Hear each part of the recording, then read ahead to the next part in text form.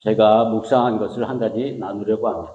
제 마음 깊은 곳에서 하나님을 새롭게 보고 있습니다. 그 하나님은 어떤 하나님이냐면 사람이 되신 하나님이십니다. 사람이 되신 하나님의 이름은 예수입니다. 우리가 몰랐던 사실이 아니지요. 그러나 이번 말씀 묵상의 주제는 예수를 깊이 생각하라입니다. 첫 번째, 제가 어제 나눈 것처럼 히브리서 논의의 가장 기초를 이루는 주제는 사람이 되신 하나님. 그것을 우리가 알고 있었지만 깊이 생각해 보라는 것이죠.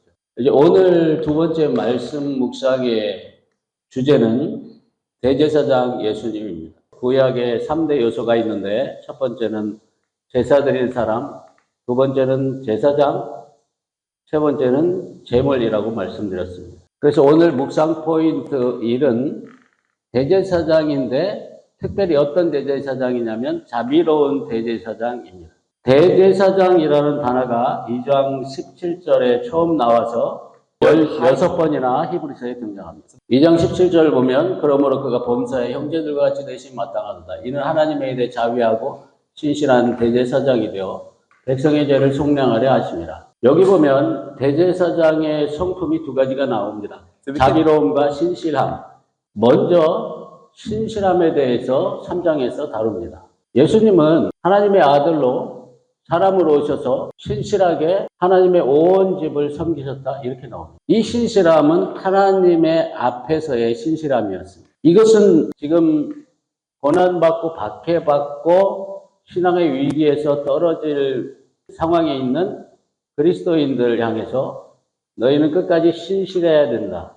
예수님 같이 그것을 말하고 있는 것입니다. 히브리서에서는 예수님을 구원의 창시자, 믿음의 선구자로 말하는데 그것이 말하는 의미는 너희도 예수님과 같이 해야 된다라고 하는 뜻을 담고 있습니다. 우리 개역개정 성경에는 믿음의 주라고 번역되어 있습니다. 우리가 주님이라고 하는 건 모든 면에서 그분이 하신 대로 해야 된다는 뜻입니다. 그것이 구원의 창시자, 믿음의 선구자, 그것이 의미하는 바입니다. 그런데 그 전에 히브리서 기자가 강조하고 있는 것이 있는데 그것이 바로 대제사장의 자비로움입니다. 왜냐하면 우리는 하나님 앞에 예수님처럼 신실할 수 불가능하기 때문입니다. 그래서 예수님이 우리를 능히 도우실 수 있다고 말하면서 그 예수님이 어떤 예수냐면 바로 우리와 같은 불가능한 자리에 있었다는 것을 말하는 것입니다. 예수님도 불가능한 자리에서 하나님께 끝까지 신실하셨다는 것이죠. 그래서 어제 말씀드린 것은 자비로움은 바로 그 우리와 같은 상태에 있는 연약함, 무능함의 상태에 예수님이 있었는데 거기서부터 나오는 우리를 보고 같은 동질성 속에 있으신 예수님께서 느끼시는 연대의식, 공감, 이것이 바로 예수님이 하신 일이에요. 자, 이제 조금 더 이제 앞으로 볼게요. 어제도 말씀드렸었지만, 불가피하게 그리스도의 삶은 고난과 시험받는 삶일 수밖에 없습니다. 그런데 4장 15절, 16절을 가서 보면 우리의 연약함에 대해서 도우실 수 있는 분이 계시다라고 선포합니다. 우리에게 있는 대제사장은 우리의 연약함을 동정하지 못하시리가 아니요 모든 일에 시험을 받으신 이로되 죄는 없으시니라. 그러므로 우리는 긍휼하심을 받고 때를 따라 돕는 은혜를 얻기 위하여 은혜의 보좌 앞에 담대히 나아갈 것입니다. 이 부분이 이제 대제사장에 대해서 본격적으로 논의를 하는 첫 부분입니다. 오늘 우리가 묵상할 본문은 4장 14절에서 5장 10절입니다. 우리에게 대제사장이 있다. 그리고 그 대제사장은 우리를 능히 도우실 수 있는 분이다. 그러면 어떻게 우리는 그분의 도움을 요청해야 하며 그분은 우리를 어떻게 도울 수 있는지를 말하고 있습니다. 자, 이제 여기에서 묵상 포인트 두 번째로 넘어가는데요. 예수님은 연약한 가운데에 하나님께 자신을 드리셨습니다. 우리가 4장 15절, 16절 말씀을 아까 읽었는데 그 4장 15절, 16절이 연결되는 구절이 5장 7절입니다. 우리가 예수님의 도우심이 절대적으로 필요한 연약함 속에서 16절을 보면 은혜의 보좌 앞으로 예수님의 도우심을 힘있게 하여 나아가라 이렇게 말하고 있습니다. 예수님도 그렇게 하셨습니다. 예수님이 정말 우리와 같은 연약함의 DNA를 가진 사람이라는 것을 오늘 5장 7절은 분명히 우리에게 보여주고 있습니다. 저는 이 구절을 알고 있었지만 이 구절을 다시 묵상할 때에 와, 예수님이 연약한 사람으로서 연약한 사람, 하나님 앞에 통곡과 눈물을 쏟았다는 것을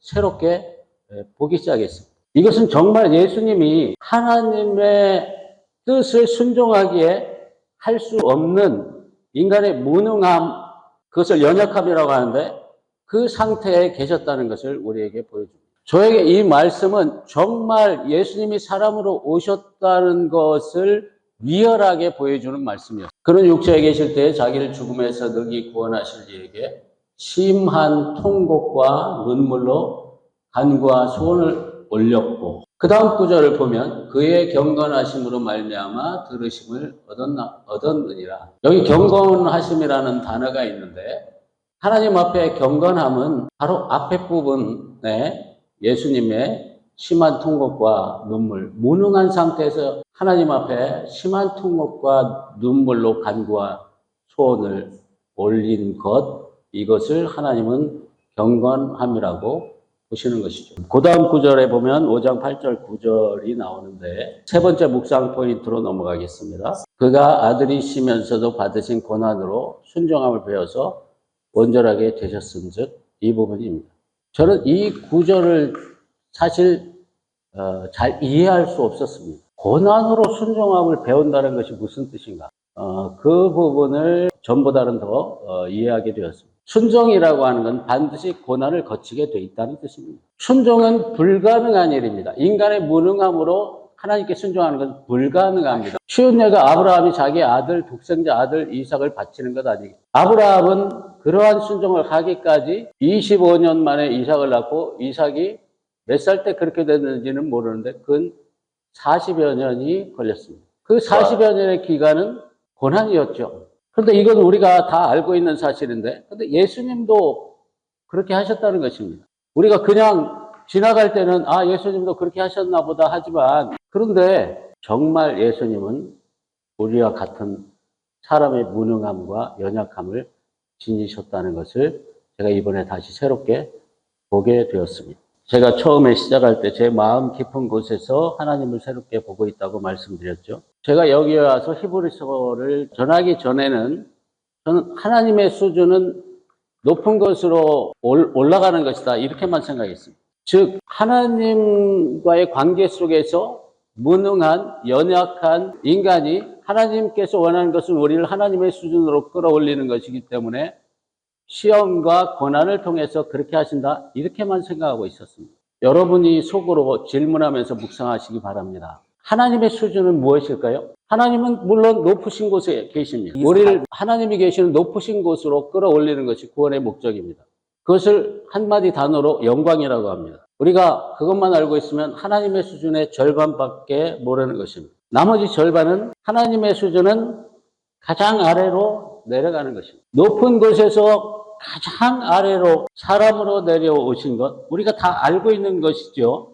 저는 이것을 다시 새롭게 보고 있습니다. 제일 아래로 낮아지는 것, 그것이 바로 하나님의 수준입니다. 제가 거기에 다시 새롭게 제 마음 깊은 곳에서 충격을 받고 있습니다.